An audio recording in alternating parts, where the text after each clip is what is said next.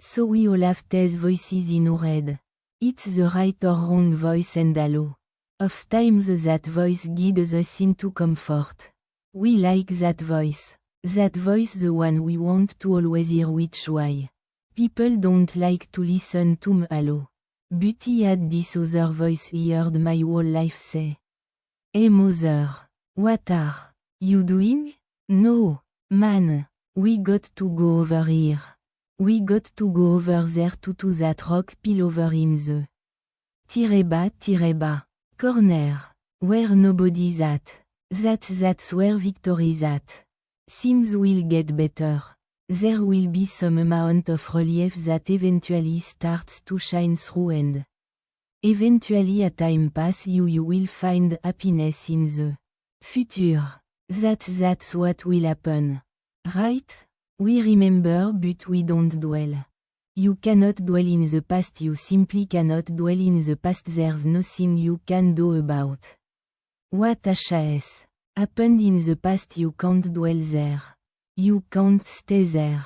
You can't change it. You cannot change the past. And so if you focus on something that cannot be changed, you will go crazy trying to change it. You have to let those waves dissipate. There will be no flawless success streak. It's not going to happen because the reason why you naturally continue to grow and start to get inside you didn't have before is because you failed. Didn't give up on the failing. And therefore, something about you, your creativity started to help you find a solution that before you didn't have. But you only came to this new solution because you didn't give up in the first place when you failed. The fact is all of this success won't come without you failing many times before and never giving up and still having that big idea in your mind that all the little failures are teaching you something you have been unaware. You know it needs to. It does. But you got to be patient with yourself when you're becoming someone you've never been before. Growth doesn't happen overnight. It takes time. Don't rush the process.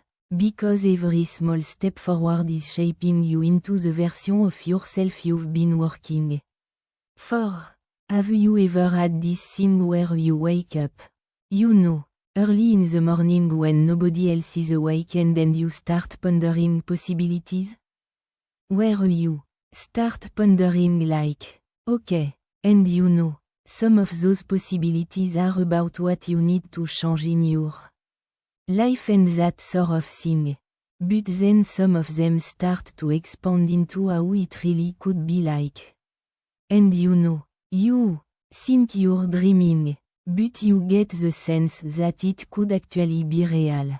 What I'd like to invite you to is the possibility that if we choose it, living that way could actually be real.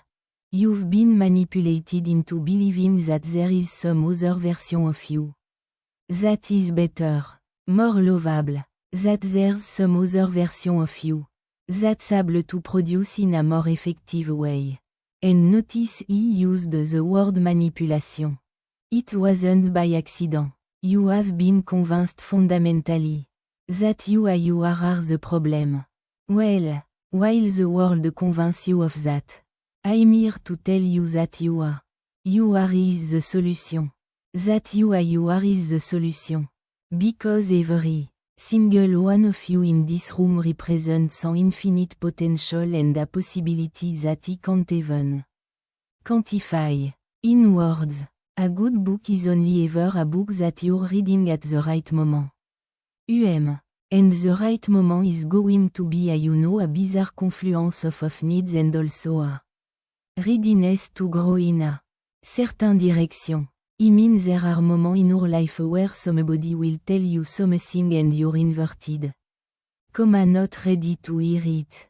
In other words, the idea though correct may be so threatening and so potentially destructive to the way in which you've ordered your life at that time that you are not ready to take it on board. Even So maybe 10 years later you've grown more solid in areas and you can take it on board. A lot of good ideas are both good but also anxiety provoking. In other words, if we were really to listen to them and take them in deep, we'd have to change things about our life. Maybe we'd need to get out of a relationship or into a relationship. Change jobs, change our likes and dislikes. And sometimes we're not ready to make those intellectual kind of transition.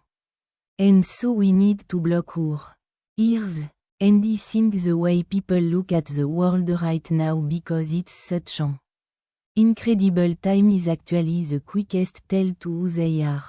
If you think it sucks and it's bad, you have losing, pessimistic DNA. And if you think it's awesome and phenomenal, you have optimistic winning DNA. And I believe that to be true, all it takes is somebody wanting to take a step. And there are certain things that a lot of people in this world are sitting there thinking in their minds and they're just not going to do. Like we used to always try to pull a lot of people and be like, you know what? You can do this. You can do this. But the people that hear that motivation over and over again, sometimes they take that step. Some people just have it in them early. It just starts and they just get in the muscle memory of just doing things. And if you fail, so what? You know, you start over. You do it again. But most people that fear of failure is the thing that I think prevents them from like really being successful. Then also it's like a lot of other things that are just difficult to do. You know, when you tell people the answer to success, it's a lot of hard stuff. You got to work hard. Right? Nobody wants to hear that. Everybody wants a shortcut. You know, some people understand that. They appreciate the progress. You know, if you tell people right now, hey, if you want to lose this many pounds, this is what you got to do. There's no short solution. Lessons are what they are. You learn from them. And so, I don't have a bad life because I had that experience. I have a great life because I had the experience. But you learn from your experience. And that's what a lot of people don't do. They complain about it. But they don't want to learn from it.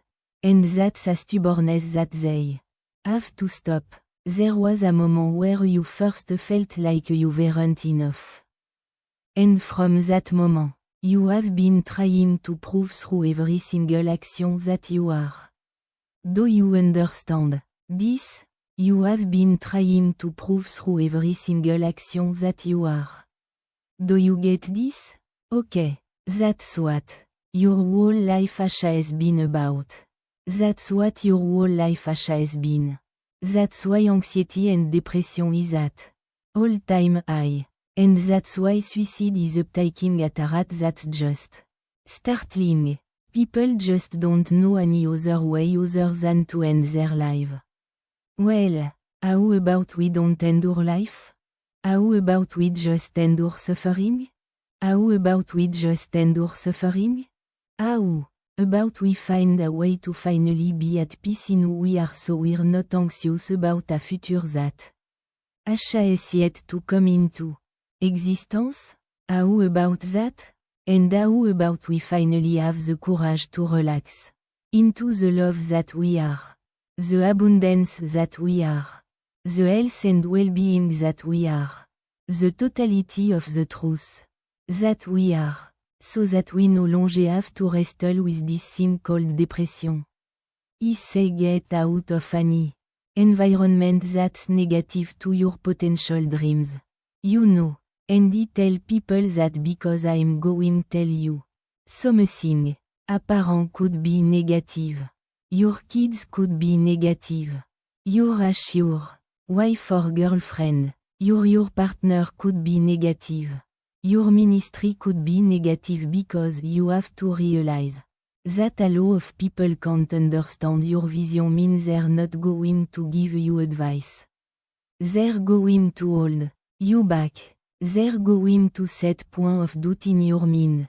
And that's important for you to understand that is that so. Many people right now being held back by people who say they love them. If you want to achieve success, everybody around you have to accept the responsibility of the success that you're trying to achieve. If they don't believe in it, you'll never win with that person. So, you have to surround yourself with people who think like you, walk like you, talk like you, eat like you. But you got to have people who believe in your thought process, your dreams, your work ethic. Otherwise, you will not win. You know, we in our culture, we speak so highly of thinking. We're all saying like thinking is good, reading is good, taking on ideas is good, yes, but sometimes we're not ready for it because we're scared. You know, intellectual laziness is fear. There's no such thing as laziness. It's just fear. You're afraid that some things you might hit upon might open doors through which you are not keen to walk at that time. And so when people, you know, sometimes they're in a mood when all they can do is check Twitter and look out of the window and not focus in on themselves in any way. And they need to be distracted.